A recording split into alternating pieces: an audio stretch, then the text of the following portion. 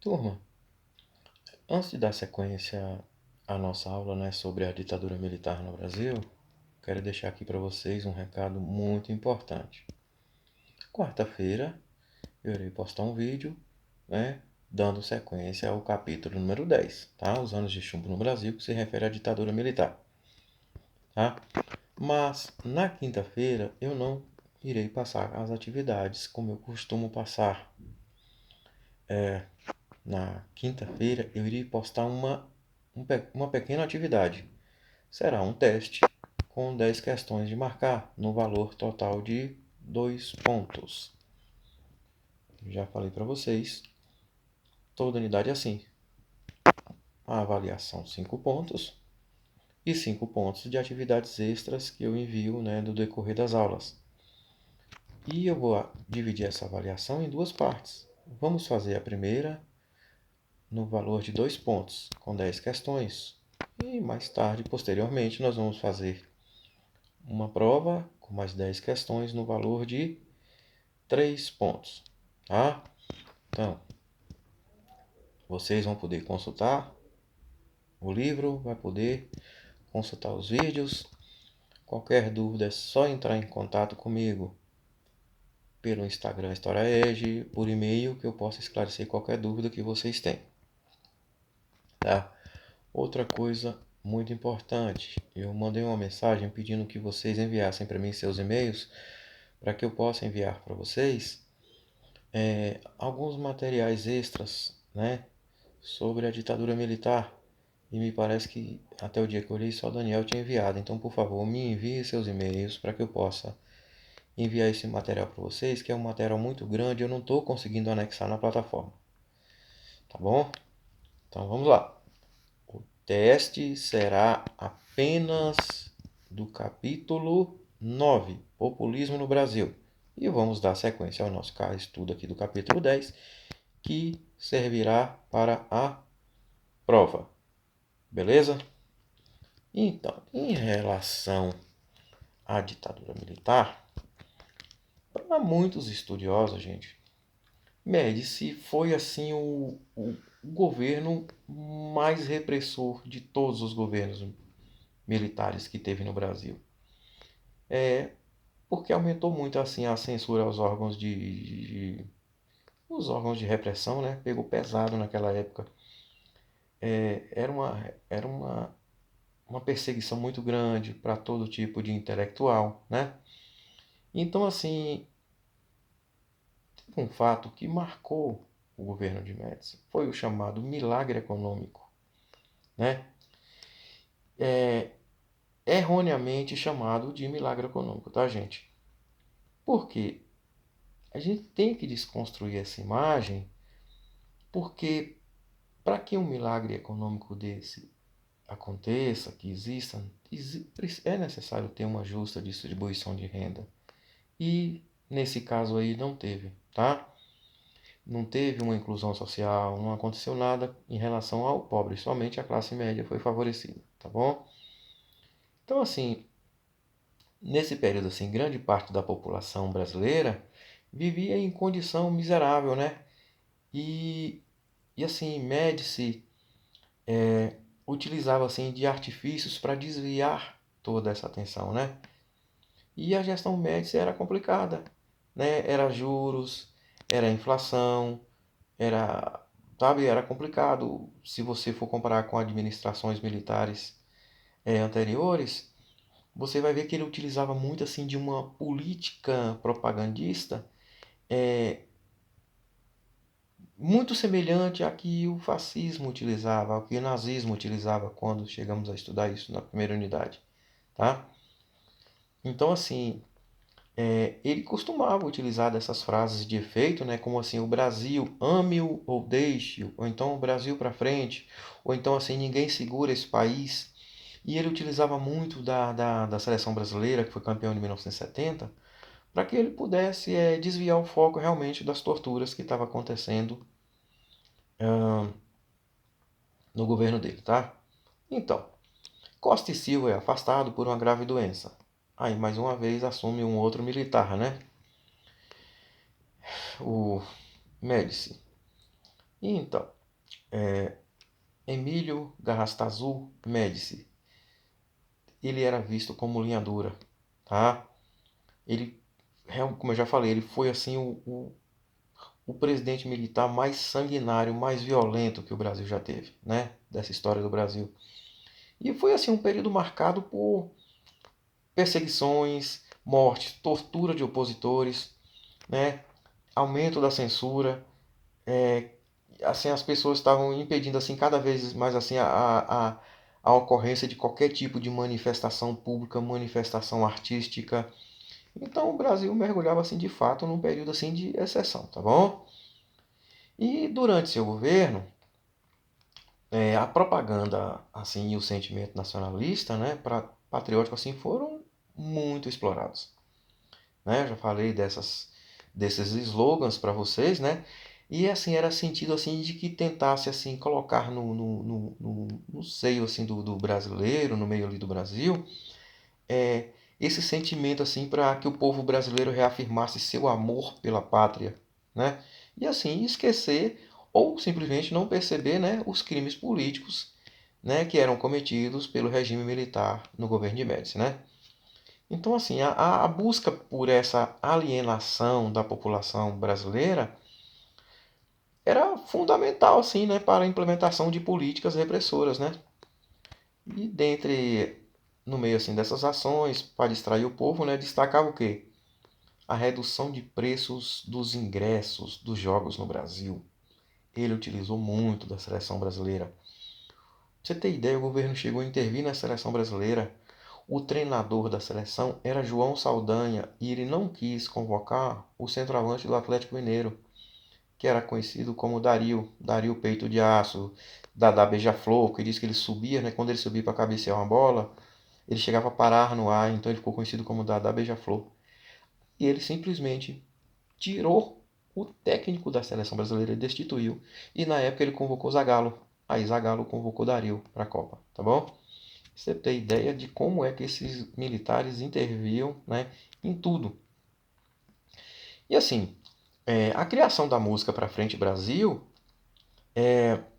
destacava assim o nacionalismo, a pátria brasileira, né, por meio da seleção brasileira de futebol, que foi um recurso muito utilizado para eles, como eu falei mais de uma vez para vocês, né, justamente para distrair a população com o futebol, né, e essas práticas eram esquecidas, né.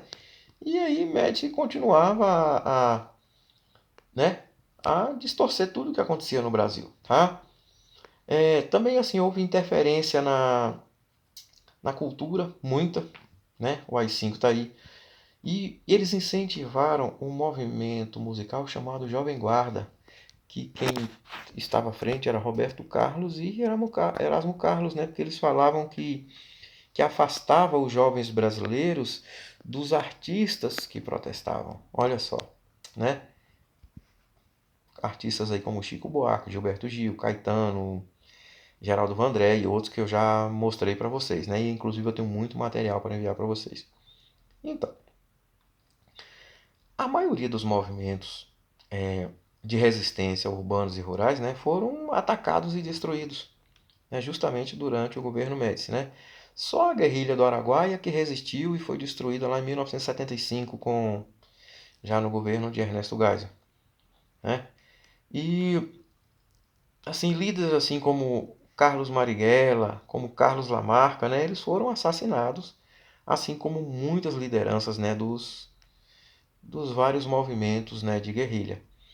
Então assim, com uma forte propaganda assim, e o incentivo da massificação do futebol, o governo de Médici cresceu na popularidade, né? Perante grande parte do povo brasileiro.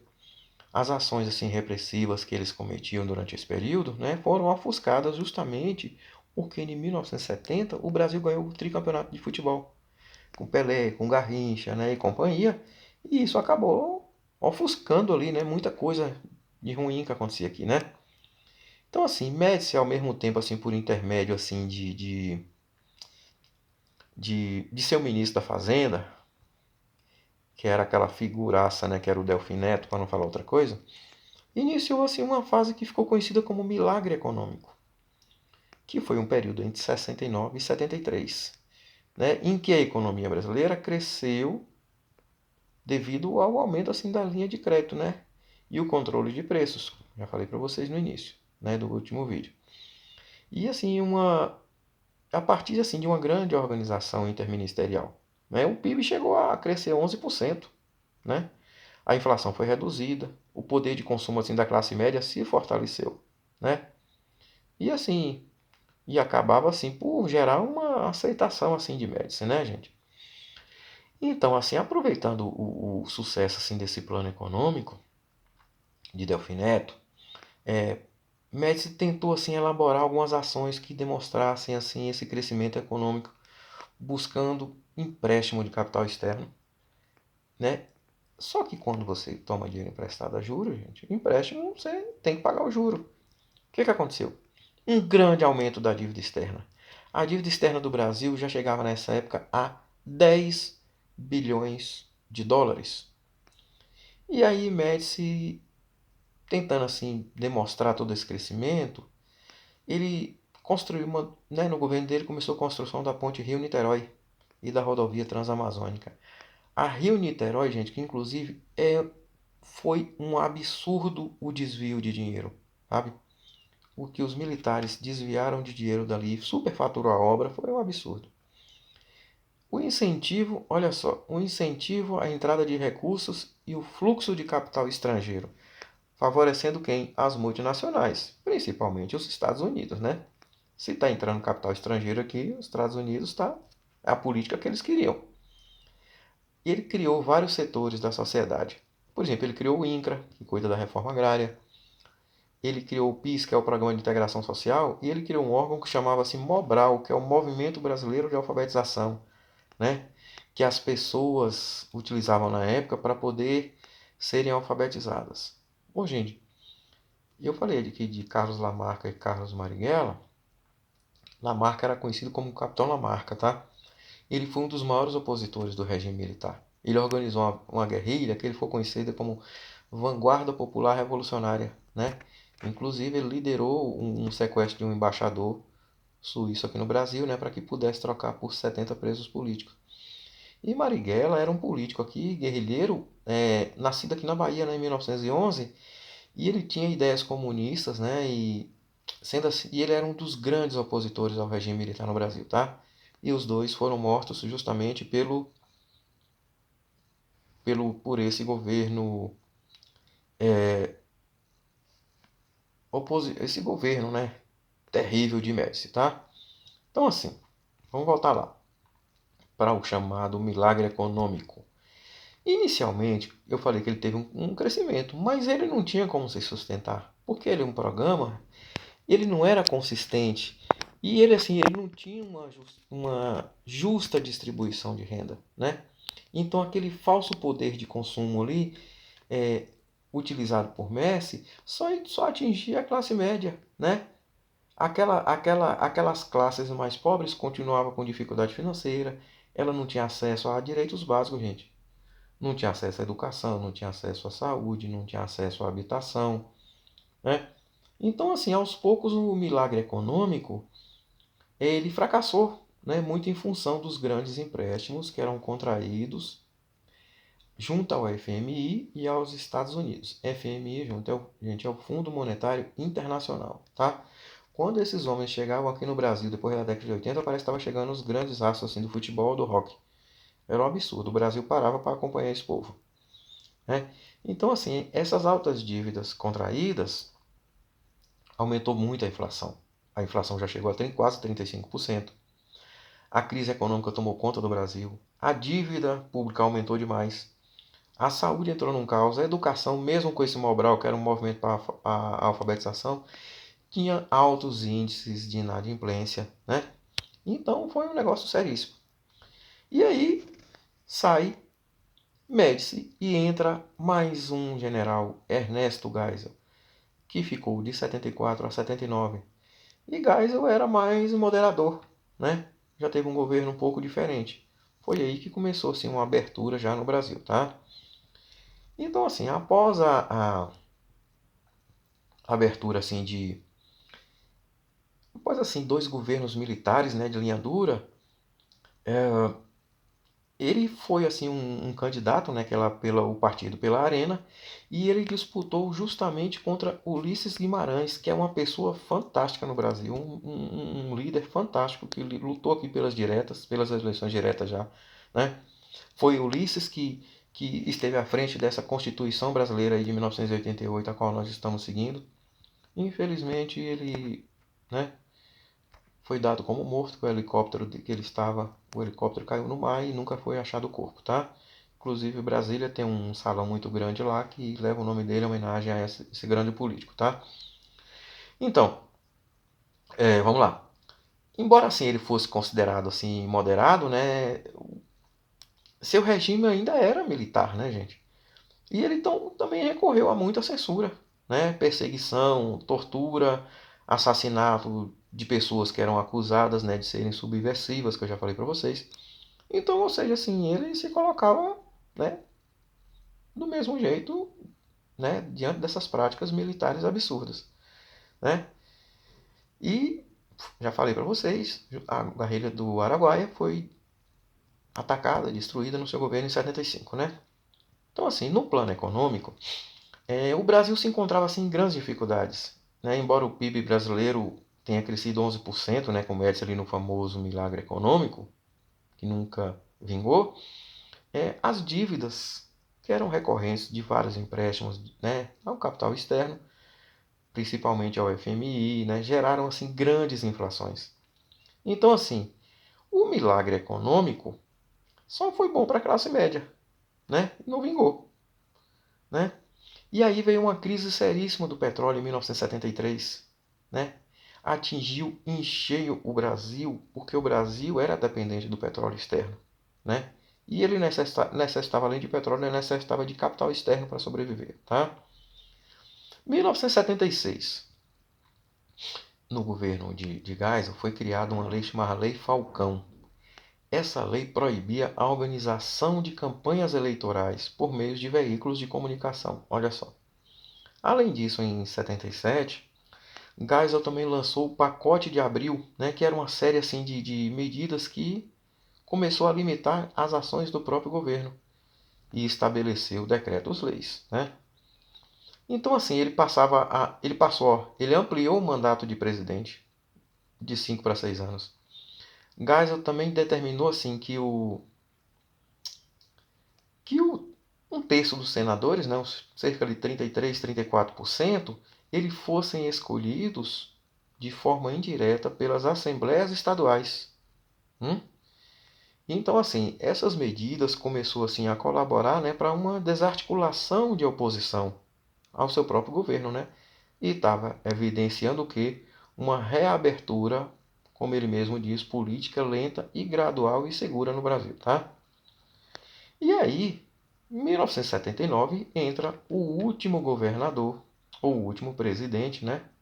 O último governo militar no Brasil, de João Batista Figueiredo. Né? Ele governou, eu falei como o gás aumentou para 6 anos, ele governou de 79 até 85. E aí dentro já entrou o quê? A abertura política e as eleições diretas já começou a ser articulada nesse governo, tá?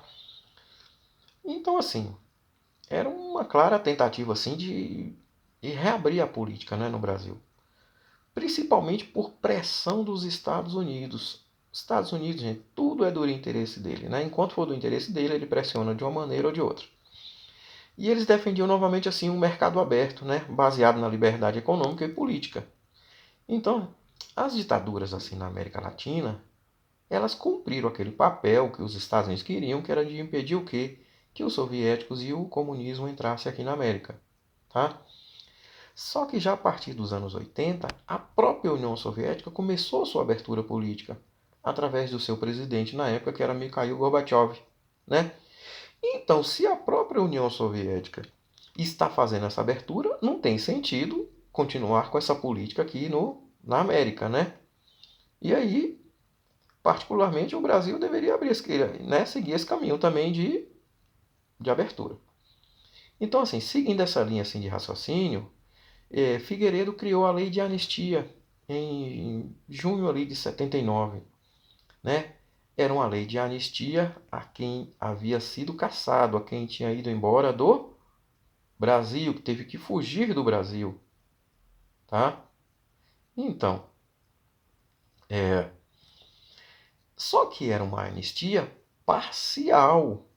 Aquelas pessoas que haviam sido caçados, eles teriam restrições quando retornasse ao Brasil. Só que a UNE, a OAB, que é a Organização dos Advogados do Brasil, eles pressionaram muito. E os anistiados, eles tiveram anistia total.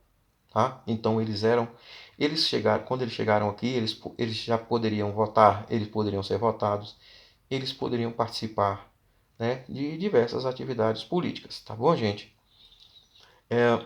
Outro importante tema, assim, outro importante ponto da reforma, né, foi a permissão do pluripartidarismo. O que é isso? Lembra que eu falei para vocês do bipartidarismo, que só poderia existir dois partidos no Brasil? Pois é, agora pode existir vários partidos. Aí nessa época surgiu o PDS, surgiu o PDT. O PDS hoje depois mudou para PFL, hoje acho que chama DEM, né? Então assim, vários outros partidos surgiram, né? O PDT, né? Ali começou a dividir ali os trabalhadores. Mais tarde surgiu o PT, né? Que era formado ali justamente ali naquele meio sindical de São Paulo, né? E teve o PCdoB também, que se organizou, né, após passar décadas na ilegalidade. Tá bom, gente? Então isso aí já foi mais um trecho, né, da ditadura no Brasil. Volto a pedir a vocês aqui que, por favor, me enviem seus e-mails para que eu possa enviar um material adicional muito interessante para vocês. Tá bom? Próxima Para a próxima semana, vamos dar sequência aqui, já falei. Quarta-feira é essa aula. Quinta-feira eu vou lançar para vocês um teste. E na próxima semana nós vamos já falar das eleições diretas no Brasil. Tá bom?